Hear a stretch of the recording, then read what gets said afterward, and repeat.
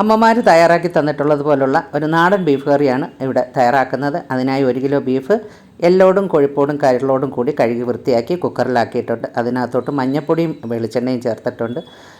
പിന്നെ മുളകും മല്ലിയും വറുത്തെടുക്കാം. അത് മിക്സിയിലിട്ട് നന്നായിട്ടൊന്ന് മഷി പോലെ അരച്ചെടുത്ത ശേഷം അതും കൂടെ ഒഴിച്ചു കൊടുക്കാം. ആവശ്യത്തിന് ഉപ്പ് ചേർക്കാം. ഇഞ്ചി ചെറുതായിട്ട് അരിഞ്ഞത് ചേർത്ത് കൊടുക്കാം. വെളുത്തുള്ളി ചതച്ചിട്ട് കൊടുക്കാം. 2ആയിട്ട് അരിഞ്ഞ ചെറുള്ളി ചേർത്ത് കൊടുക്കാം. 4 പച്ചമുളക് ചേർത്ത് കൊടുക്കാം. ആവശ്യത്തിന് കറിവേപ്പിലയും ചേർത്ത് നന്നായിട്ടൊന്ന് മിക്സ് ചെയ്തെടുക്കാം.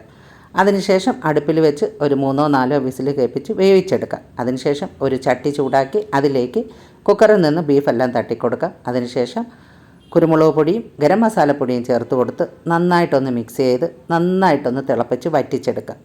ബീഫിൻ്റെ വേവ് അനുസരിച്ച് വറ്റിച്ചെടുക്കാം. അതിനുശേഷം ഒന്ന് താളിച്ചൊഴിക്കാം. അതിനായി ഒരു തടുക്കാപ്പൻ അടുപ്പിൽ വെച്ച് ചെറുള്ളി അരിഞ്ഞതും കറിവേപ്പിലയും ഇട്ട് ഒന്ന് മൂപ്പിച്ച ശേഷം നമുക്കിതിലേക്ക് തട്ടിക്കൊടുത്ത് നന്നായിട്ട് ഇളക്കിയ വശം അടുപ്പിൽ നിന്ന് വാങ്ങാവുന്നതാണ്. അപ്പോൾ വളരെ രുചികരമായിട്ടുള്ള നാടൻ ബീഫ് കറിയാണ് ഇവിടെ തയ്യാറായിരിക്കുന്നത്.